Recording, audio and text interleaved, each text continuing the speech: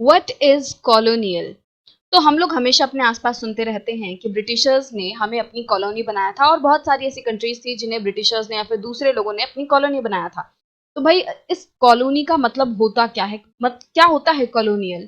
तो ये चीज हम इस सेक्शन में जानेंगे।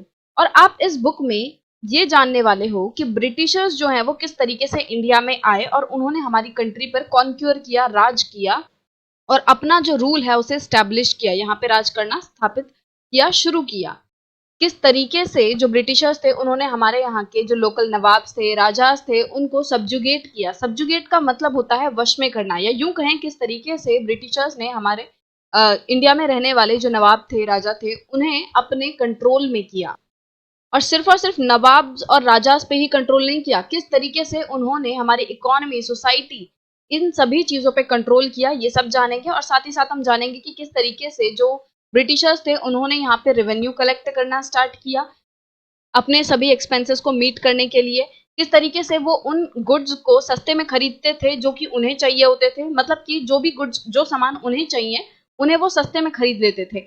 और किस तरीके से वो हमारे यहाँ के फार्मर्स को फोर्स करते थे वही फसल उगाने के लिए जो कि उन्हें चाहिए होती थी, ब्रिटिशर्स को चाहिए होती थी अपने देश में, मतलब ब्रिटेन में एक्सपोर्ट करने के लिए या फिर दूसरे देशों में एक्सपोर्ट करने के लिए। तो वो क्या करते थे, हमारे यहाँ के फार्मर्स पे बहुत ही जुल्म करते थे, उन्हें फोर्स करते थे, जबरदस्ती उनसे एक पर्टिकुलर तरह की फसल जो है वो उगवाते थे, और फिर जाके वो उस फसल को उनसे बहुत ही सस्ते दाम में खरीदते थे, या फिर बहुत ही जो है प्रताड़नाएं हमारे यहाँ के फार्मर्स को देते थे, और फिर उनका जो प्रोड्यूस है, सामान है, उसको दूसरे देशों में एक्सपोर्ट कर देते थे। तो ये सभी चीजें जो हैं वो ब्रिटिशर्स करते थे, और किस तरीके से करते थे ये आप देखोगे।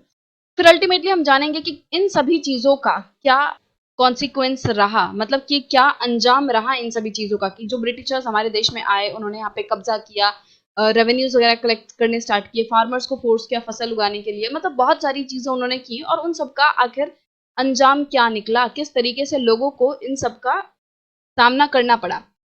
You will also come to know about the changes British rule brought about its values and taste, customs and practices।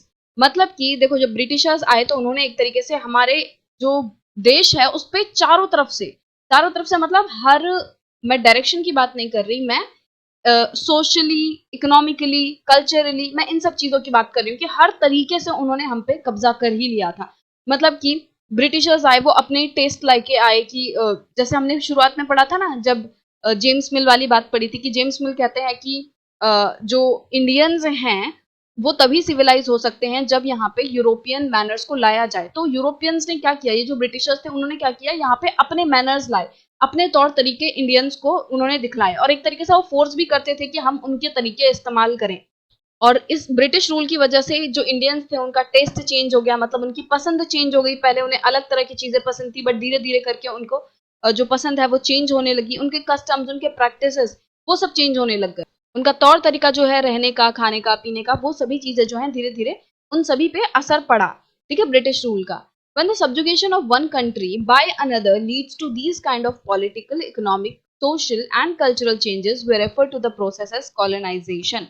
जब किसी एक कंट्री पे कोई दूसरी कंट्री इसी तरीके से कब्जा कर लेती है और उसकी वजह से ये सभी चीजों में चेंज आता है, पॉलिटिकली चेंज आता है, इकोनॉमिकली चेंज आता है, सोशली, मतलब जैसे कि हम जिस तरीके से हमारी सोसाइटी बनी हुई है उसमें काफी सारे चेंजेस आते हैं, कल्चर में चेंज आता है, मतलब पूरा देश में जितने भी तरीके हो सकते हैं उन सभी तरीकों में चेंज आ जाता है, हर चीज में धीरे धीरे करके चेंज आने लगता है। क्यों? क्योंकि कोई एक पर्टिकुलर देश किसी दूसरे देश पे कब्जा कर रहा है, तो जिस देश पे कब्जा किया जा रहा है ना, उस देश में चेंजेस आएंगे, किसके अकॉर्डिंग, जो कब्जा कर रहा है ना। जो जो ब्रिटिशर्स थे ये हम पे कब्जा करते हैं, करे थे, तो इंडिया में क्या हुआ, जो ब्रिटिशर्स जिस तरीके से रह रहे थे, जिस तरीके से खाते पीते थे, उन सभी का इन्फ्लुएंस जो है इंडियंस पे पड़ा, है ना। और इंडिया में इस तरीके से काफी सारे political, economical, social and cultural जो है चेंजेस हुए। तो ये जो प्रोसेस है, जब एक कंट्री दूसरे कंट्री पर इस तरीके से कब्जा कर लेती है, वहां की सभी चीजों को अपने कंट्रोल में ले लेती है, तो हम उसको कहते हैं कॉलोनाइजेशन। उस प्रोसेस को कहते हैं कॉलोनाइजेशन। और जिस कंट्री को कब्जे में लिया जा रहा है उसे कहते हैं कॉलोनी। तो हम क्या हुए, ब्रिटिशर्स की कॉलोनी थे उस टाइम। ठीक है। अब हमने बात की कि जब कोई कंट्री किसी दूसरी कंट्री को कॉलोनी बनाती है तो उस कंट्री में, कॉलोनी में बहुत सारे चेंजेस आ जाते हैं। बट ये जो चेंजेस हैं वो सभी तरह की जो क्लासेस हैं, ग्रुप्स हैं, वो एक ही समान रूप से एक्सपीरियंस नहीं करती।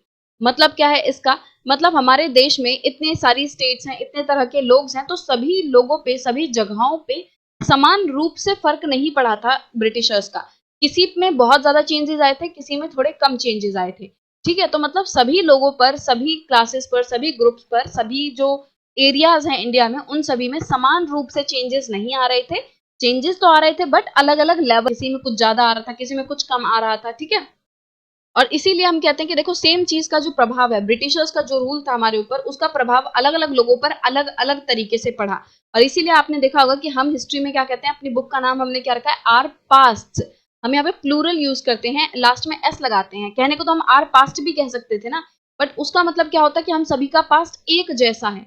बट क्योंकि हमने कहा पास्ट, मतलब इसके पीछे एस लगाया है, प्लूरल में यूज किया है, इसका मतलब हम सभी का पास्ट एक जैसा नहीं है, सभी का पास्ट अलग अलग है।